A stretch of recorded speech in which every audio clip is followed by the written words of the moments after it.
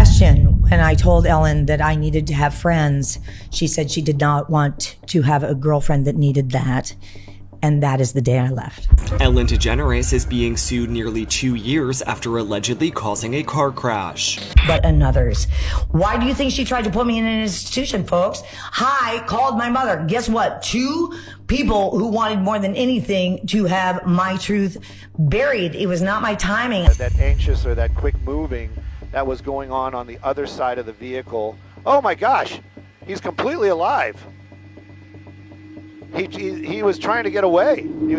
Y'all, Ellen DeGeneres just got hit with a lawsuit that claims she caused a serious car crash in the US before she packed up and moved to the UK. And that's not even the most shocking part. Turns out Ellen's late ex, Anne Heche, tried to warn the world about Ellen years before she died in a suspicious car accident. And now some old interviews with Anne are surfacing where she revealed some truly horrifying things about Ellen. It's all coming to light now, and y'all, once you hear what Anne said, you'll understand why Ellen said she'll never return to the US again. I asked her to come and meet me for lunch at the Four Seasons, and I was greeted by 5 suits. Ellen was sitting in a chair, and I said, as far as I remember, I didn't invite anybody else to lunch today. And they said, we know that you want to take Ellen to the premiere, and we're here to tell you that you will be fired from your $10 million picture deal if you do it. All right. Let's first talk about this breaking news about Ellen causing a car crash. A woman just filed a lawsuit against Ellen, claiming that on October 16th, 2023, Ellen ignored a stop sign while driving in Santa Barbara County and T-boned the woman's car. According to court documents obtained by People, the intersection where the incident happened is controlled by stop signs in all directions. The woman claims she stopped for her stop sign and made sure there were no other vehicles around before driving forward. But then, Ellen allegedly, suddenly and without any warning, crashed into her vehicle. The lawsuit states that the woman sustained serious injuries in the crash, leading to huge medical and hospital bills. She also claims that she was left unable to work, causing lost wages, and that she continues to deal with emotional distress and anxiety. Now, maybe this lawsuit wouldn't be such a huge story if it wasn't for all the other stuff Ellen's been getting exposed for lately. And one of the more sinister allegations is linked to this newly resurfaced interview with Ellen's late girlfriend, Anne Heche. So here's the wild part. Anne had only just started speaking out about what she went through with Ellen when suddenly she died in this really strange car crash. The toxicology report came back clean and there were no substances in Anne's system. And the creepiest part is that when first responders pulled Anne out of the wreck, she was literally trying to get off the stretcher. Anne Heche has died. Her vehicle ran off the road at a high rate of speed and collided into a house in LA last Friday. Now remember, Anne had been trying for over 20 years to get anybody to actually hear her out. But because Ellen held so much power in Hollywood, doors kept slamming shut in Anne's face. On top of that, there was this long-running smear campaign painting her as crazy or an addict, which made it even easier for people to dismiss her. Now, yes, Anne did have her struggles with substance use, but when you look at everything she said Ellen put her through, it really comes across like she was just self-medicating to cope. So the big question is, what exactly did Ellen do to Anne? Well, let's take it back to June 2021, just 1 year before Anne died. Anne opened up about her relationship with Ellen on her podcast, Better with Anne and Heather, and she dropped some heavy claims. That Ellen tormented her for years, blacklisted her from Hollywood, and even teamed up with Anne's own mother to get her institutionalized. And that podcast episode came out right after Anne found out Ellen had banned her from appearing on The Ellen Show. Every single truth that I spoke, I was hit more, buried more, or despised more, and then had calculated visions and circulations of systems that spun me up and out of the system that would in any way challenge the fact that she was not telling her own truth, but another's. Why do you think she tried to put me in an institution, folks? I called my mother. Guess what? 2 people who wanted more than anything to have my truth buried. It was not my timing. I did not and could not ask God for what that would be. All I could do do was stay on my truth, do what I was doing, and study this thing called love that we tried to bury. And now I am up and out of the ground. And unfortunately, those two women could not shut me down. And then Anne also revealed that Ellen's biggest obsession has always been money and power, and that's ultimately why she ended things with her. Anne said she realized Ellen wasn't capable of truly loving anyone but herself. For Anne, her whole purpose in life was about kindness and love. Now, Ellen claimed that was her mission too, but Anne said it was all an act. I hope you like your money, because that's why I broke up with you. Do you like sitting on your piles of cash? Because guess what? It gets you exactly where you are. And by the way, baby, and it's what you wanted then, and I hope you're liking it now. Or you broke up with her because... I broke up with her because her goal was to have a lot of money, and mine was to find love, and hers was I want 60 billion. Good luck. Our forks are never going to meet.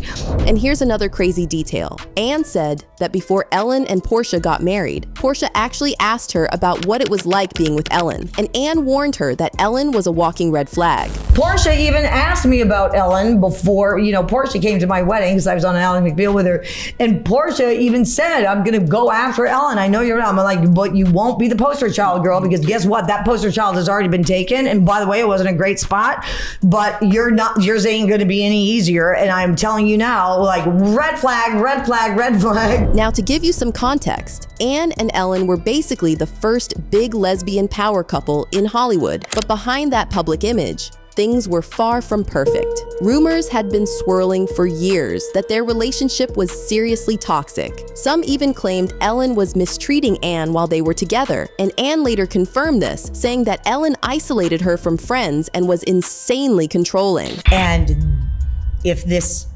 answers the question, when I told Ellen that I needed to have friends, she said she did not want to have a girlfriend that needed that. But here's where things start to get really disturbing. On August 19th, 2000, just days after she and Ellen broke up, Anne suddenly got in her car and drove out along I-5, leaving LA and heading toward the San Joaquin Valley. She later said it felt like she'd been told to go there, like someone was giving her exact directions. She ended up in Cantua Creek, a super remote spot in Fresno County. But then things get even weirder. Anne left her car on the side of a dirt road wearing only underclothes and started walking over a mile in blazing heat with no water. By that time, she was completely dehydrated and she had to knock on the door of a nearby ranch house begging for help. That whole episode was just so bizarre that even today, nobody really knows what made Anne do it. But of course, the tabloids took advantage of it and they blamed it on some kind of mental breakdown. But that's not even the full story. A People magazine report revealed that back in April 2000, just a few months before her split with Ellen became public,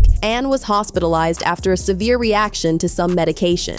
So could it be that someone was secretly poisoning Anne? And that's why she started acting strange? Well, we can't know for sure. And back then, everyone just assumed Anne was using substances and spiraling into addiction. But looking back now, it really seems like Anne was running from something, or maybe someone. So after that whole Cantua Creek incident, Anne's career basically hit a dead end. She was already blacklisted from Ellen's talk show, and there are rumors that Ellen used her connections in the industry to block Anne from landing roles in both film and TV. But here's where this story takes a truly tragic turn. On August 5th, 2022, almost exactly a year after that explosive podcast episode, Anne was involved in a bizarre car crash in the Mar Vista neighborhood of LA. The helicopter video there of the car in the house, you can see firefighters on the scene there taking that car out from the house. Fox 11 in Los Angeles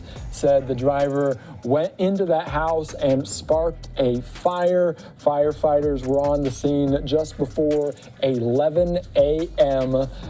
on the West Coast. A car, a Mini Cooper, you can see there, went through the house, causing a massive fire. Now that crash itself was just weird. First, Anne's car ended up smashing into the garage of an apartment building, leaving some light damage. TMZ even got footage of the moment, and you can hear a guy yelling at Anne to get out of the car, but instead of stopping, she hit reverse and drove off. No, out of the car. No, out of the car. Out of the car.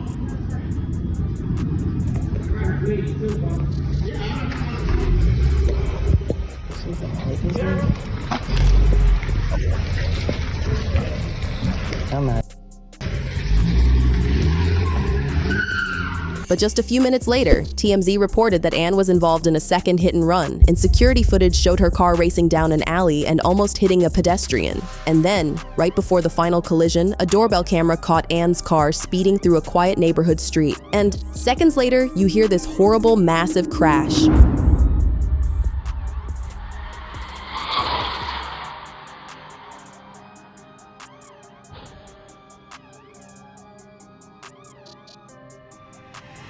In that last crash, Anne's car plowed straight into a house, smashed through a wall, and ended up lodged about 30 feet inside. The impact set off a fire that spread quickly, and it took firefighters a full 45 minutes just to reach her. By the time they got her out, she had serious burns and smoke inhalation. She was first taken to Ronald Reagan UCLA Medical Center, then moved to the Grossman Burn Center for more intensive care. But here's where it starts to feel really sketchy. On August 7th, major news outlets, including The Guardian, reported that Anne's condition was stable and that she was expected to make a full recovery. And The Guardian also pointed out something interesting. They said tons of Hollywood actors were sending messages of sympathy on social media, but Ellen, she stayed completely silent. And then, another shocking turn. Less than 24 hours after The Guardian claimed Anne was expected to make a full recovery, her condition suddenly worsened. On August 8th, she was listed as critical and put on a ventilator due to severe lung damage.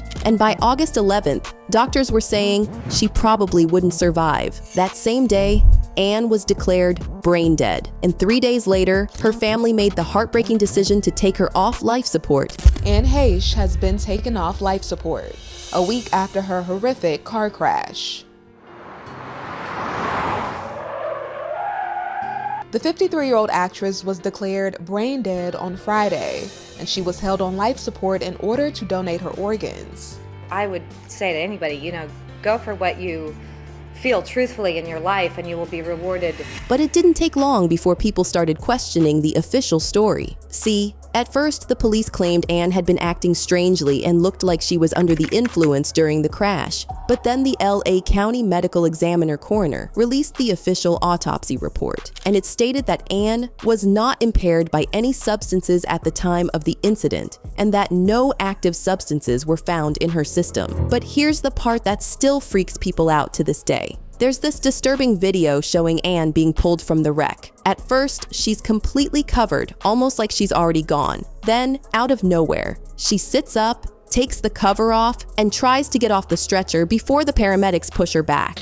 Well, LA City Fire Department, their paramedics pulled that driver from that vehicle. We have tape of that, and then basically had him on a gurney. We weren't sure what the situation was there on his condition, but then as he made his way over to the ambulance, you see it right there, he jumps up out of that gurney. It was horrific, scary for a moment for everybody watching. And then the fire department, well, they had to sedate him and take him to the hospital. And y'all, there's another seriously creepy detail that never gets talked about in the mainstream media. So apparently, another woman who dated Ellen also died under suspicious circumstances in a car crash. This happened back in the 80s when Ellen was involved with a woman named Kat Perkoff, and Kat ended up dying in a car collision shortly after they broke up. And get this, if you check Kat Perkoff's page on Findegrave.com, it says the official report of the New Orleans Police Department states that Kat's death was caused by accidental collision. But rumors at the time pointed to a hit mafia score